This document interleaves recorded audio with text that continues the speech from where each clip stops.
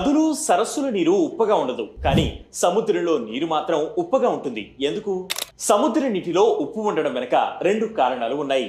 First one, నదులు భూమిపైన ఉన్న సిరలు ఖనిజాలను కోతకు గురి చేస్తాయి. ఈ సిరలలో సోడియం క్లోరైడ్, మెగ్నీషియం, కాల్షియం వంటి ఖనిజాలు ఉంటాయి. నదుల ద్వారా ఈ ఖనిజాలన్నీ సముద్రంలో కలుస్తాయి.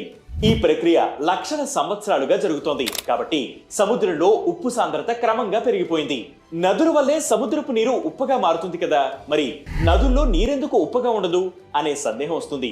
సముద్రంలోని నీరు సూర్యుడి వేడి వల్ల ఆవిరై మేఘాలుగా మారుతుంది.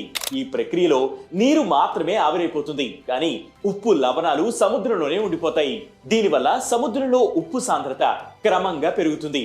ఉదాహరణకు, ఒక గిన్నెలో నీరు ఉప్పు కలిపి వేడి చేస్తే నీరు ఆవిరైపోతుంది, కానీ ఉప్పు గిన్నెలోనే ఉండిపోతుంది. అదేవిధంగా సముద్రంలో ఈ ప్రక్రియ లక్షల సంవత్సరాలుగా జరుగుతోంది. సగటున సముద్ర నీటిలో 3.5% ఉప్పు లవణాలు ఉంటాయి. అంటే 100 లీటర్ల సముద్ర నీటిలో 3.5 కిలోల ఉప్పు ఉంటుంది. నదుల్లో కూడా ఈ ప్రక్రియ జరుగుతుంది, కానీ సముద్రాలతో పోల్చితే అది చాలా తక్కువ. సెకండ్ వన్, సముద్ర గర్భంలో ఉన్న అగ్నిపర్వతాలు కూడా ఉప్పు లవణాలను విడుదల చేస్తాయి. ఈ అగ్నిపర్వతాల నుంచి వెలువడే ఖనిజాలు సముద్ర నీటిలో కలిసిపోతాయి. దీనివల్ల కూడా సముద్రపు నీరు ఉప్పుగా ఉంటుంది. ఇక్కడ మరో ఆసక్తికరమైన విషయం ఏంటంటే, అన్ని సముద్రాలలో ఉప్పు సాంద్రత ఒకేలా ఉండదు.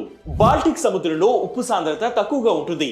మరోవైపు డెడ్ సీ వంటి ప్రాంతాలలో ఉప్పు సాంద్రత సుమారు 33%, అంటే సాధారణ సముద్రపు నీటి కంటే 10 రెట్లు ఎక్కువ. అందుకే అక్కడ మనం నీటిపై సులభంగా తేలుతాం.